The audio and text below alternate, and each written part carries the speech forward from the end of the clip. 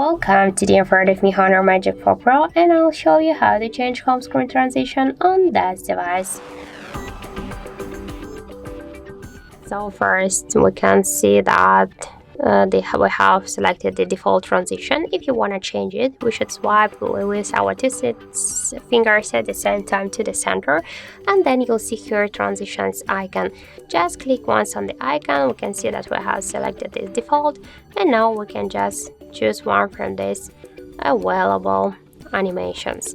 For example, I can go with the rotate one. Just click on the home button twice, and now we can see that we just successfully changed home screen animation on our HONOR device. So that's it. Thank you for watching, and if you find this video helpful, don't forget to leave a like, comment, and to subscribe our channel.